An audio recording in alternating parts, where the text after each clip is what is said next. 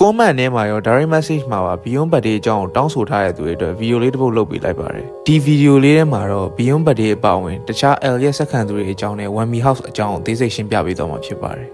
Death Note Universe ရဲ့ L ရဲ့အရင်းမြစ်နဲ့ Whammy House ရဲ့အစောဆုံးမျိုးဆက်တွေအကြောင်းကတော့တကယ်စိတ်ဝင်စားဖို့ကောင်းပါတယ်ဒီအကြောင်းအရာတွေကိုပို့ပြီးရှင်းလင်းသွားအောင်အပိုင်းလိုက်ခွဲခြားပြီးရှင်းပြပေးပါမယ်ဆိုတော့ L ရဲ့အကြောင်းနဲ့အရင်စလိုက်အောင်L ကကမ္ဘာတော်ဆုံးစုံနောက်ဖြစ်ပြီးနိုင်ငံတကာရဲတပ်ဖွဲ့တွေမှာဖြည့်ရှင်းနိုင်တဲ့ကမ္ဘာအခက်အခဲဆုံးအမှုတွေကိုပဲဖြည့်ရှင်းပေးတဲ့သူတစ်ယောက်ပါဒါပေမဲ့ L ရဲ့ငယ်ဘဝကတော့မိဘမဲ့တစ်ယောက်အနေနဲ့ပဲကြီးပြင်းခဲ့ရပါတယ် L ဟာအင်္ဂလန်နိုင်ငံမှာမွေးဖွားခဲ့ပြီးသူ့ကိုဝါတာရီလို့ခေါ်တဲ့အဖိုးကြီးတစ်ယောက်ကမွေးစားခဲ့ပါတယ်ဝါတာရီက L ရဲ့ထူးကဲတဲ့ဉာဏ်ရည်ကိုသတိပြုမိပြီးသူ့ကိုအထူးလေ့ကျင့်ပေးခဲ့ပါတယ် L ဟာအမှုလိုက်တဲ့နေရာမှာအသာစီးရအောင်နာမည်အတုတွေသုံးခဲ့ပါတယ် L Irelo Coil နဲ့ The New ဆိုတဲ့နာမည်သုံးခုစလုံးဟာသူအမှုလိုက်တဲ့အချိန်မှာသုံးခဲ့တဲ့နာမည်တွေပဲဖြစ်ပါတယ်ဒီနာမည်သုံးခုစလုံးကကမ္ဘာ top 3 စုံတော့စရင်းဝင်ပြီး L ဟာ top 3ကိုတယောက်တည်းယူထားတာပဲဖြစ်ပါတယ်သူကတကိုယ်တည်းနေရတာကိုနှစ်သက်ပြီးလူမှုဆက်ဆံရေးမှာအလွန်အားနည်းပါတယ်ဒါပေမဲ့တွက်ချက်မှုပိုင်းမှာတော့ကမ္ဘာအဆင့်မြင့်ဆုံးကိုရရှိထားတဲ့သူပါဆိုတော့ Whammy House အကြောင်းကိုဆက်သွားလိုက်အောင် Whammy House ကို Wataria စပြီးတည်ထောင်ခဲ့တာဖြစ်ပါတယ်သူက L ကိုမွေးစားပြီးနောက်ပိုင်းမှာပါရမီပါတဲ့ကလေးတွေကိုပြုစုပြောင်းထောင်ပေးဖို့အတွက်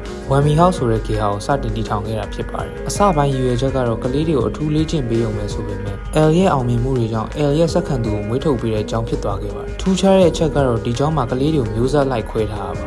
L ရဲ့အရာရာကိုစက္ကန့်ဖို့ပထမဆုံးကြိုးစားခဲ့တဲ့ကလေးတွေကတော့ A နဲ့ B ပါသူတို့နှစ်ယောက်က L ရဲ့အရေးအောက်မှာနေမဲ့ကြီးပြင်းခဲ့ရတဲ့ကလေးနှစ်ယောက်ဖြစ်ပါတယ်A ဟာပထမဦးဆုံး L စက္ကန့်သူဖြစ်လာမဲ့သူပါဒါပေမဲ့ဝမ်းနည်းဖို့ကောင်းတာ L ရဲ့နေရာကိုစက္ကန့်ရမယ်ဆိုတဲ့ပြင်းထန်တဲ့ဖိအားတွေကြောင့်သူကတနေ့မှအဆုံးစီရင်သွားခဲ့ပါတယ် A ရဲ့တည်ဆုံးမှုက Whammy House အတွက်ကြီးမားတဲ့သင်ခန်းစာဖြစ်ခဲ့ပြီး A ရဲ့တည်ဆုံးမှုက B အတွက်ကြီးမားတဲ့သက်ရောက်မှုရှိခဲ့ပါတယ် B ဆိုတာကတော့ Beyond Birthday ကိုပြောတာပါသူဟာတနေ့မှ L ရဲ့စက္ကန့်သူကနေ L ရဲ့ပြိုင်ပွဲအဖြစ်ပြောင်းလဲသွားခဲ့ပါတယ် A တည်ဆုံးပြီးနောက်မှာ B က L ကိုပို့ပြီးမုန်းတီးလာခဲ့ပါတယ်ဒီလိုနာကြီးချက်တွေကြောင့်ပဲ B ဟာ Whammy House ကနေထွက်ပြေးပြီးလူသတ်မှုတွေစတင်ကျူးလွန်ခဲ့တယ်B ရဲ့လူသတ်မှုတွေနဲ့ပတ်သက်ပြီးသေးစိတ်ကိုတော့ Los Angeles Baby Murder Case ဆိုတဲ့ manga စာအုပ်ထွက်ရှိထားပါတယ်ဒီ manga စာအုပ်ထဲမှာ L နဲ့ Beyond Birthday ရဲ့ပြိုင်ဆိုင်မှုတွေကိုသေးစိတ်ဖော်ပြပေးထားပါတယ် Death Note ရဲ့ episode 11ထဲမှာ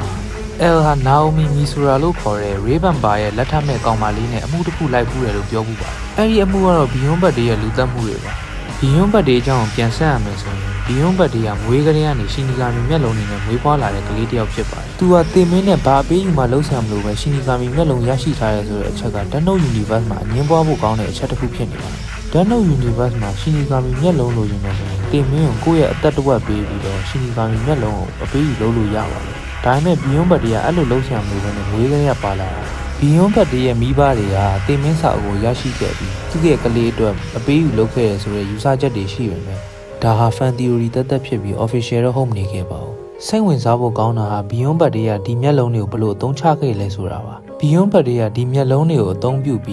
းဒီနေ့ဒီအချိန်မှာတည်မဲ့လူတွေကိုလိုက်ရှာပြီးတပ်ပစ်ခဲ့ပါတယ်လူတယောက်အနေနဲ့ကံကြမ္မာရတည်ရမယ့်အချိန်မှာပဲအသက်ခံလိုက်ရဖြစ်တဲ့အတွက်စုံနောက်တွေအတွက်ဒါဟာတိုက်ဆိုင်မှုလားစီစဉ်ထားရလားဆိုတာခွဲခြားအခက်စီခဲ့ပါတယ် L ဟာသဘောအလွန်စွမ်းအားတွေကိုမယုံကြည်တဲ့သူတစ်ယောက်ပါဒါကြောင့် Beyond Birthday ကသူမြင်နေရတဲ့ရက်စွဲတွေကိုကုတ်အဖြစ်ချန်ထားခဲ့ပြီး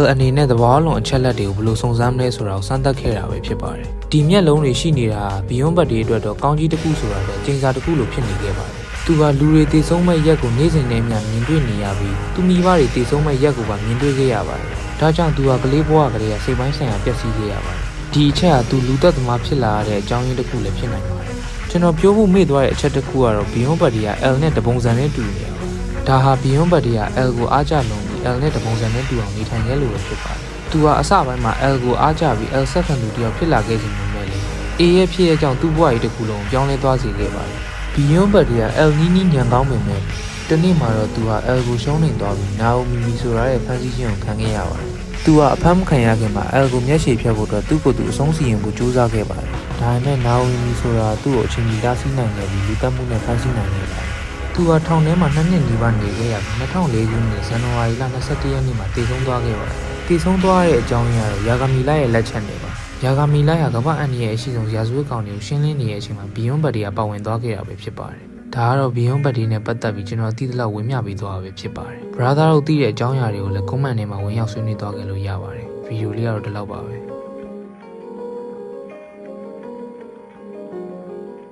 ဒီဗီဒီယိုတွေက clip တချို့ကိုကျွန်တော်အတ္တရမှာပြင်တာဖြစ်တဲ့အတွက် YouTube မှာ Beyond Birthday အကြောင်းရှင်းပြပေးထားတဲ့ brother တယောက်ရဲ့ video clip တွေကို view သုံးထားတာဖြစ်ပါတယ်။ဒါကြောင့်အဲ့ဒီ brother ကိုလည်း credit ပေးပါတယ်။ဒီ brother ရှင်းပြပေးထားတဲ့ video ကကျွန်တော်ထပ်ပို့ပြီးအသေးစိတ်တာဖြစ်တဲ့အတွက်ပို့ပြီးသိချင်နေဆိုရင်ဒီ brother ရဲ့ video ကိုသွားကြည့်လို့ရပါတယ်။ကျွန်တော် video ရဲ့နောက်ဆုံးမှာလည်းဒီ brother ရဲ့ video ကိုထည့်သွင်းပေးထားပါတယ်။ brother အနေနဲ့ကျွန်တော်ရဲ့ video တွေကိုကြိုက်နေတတ်တယ်ဆိုရင် channel လေးကို like and subscribe လုပ်ခဲ့ပေးဖို့အတွက်လည်းတောင်းဆိုချင်ပါတယ်။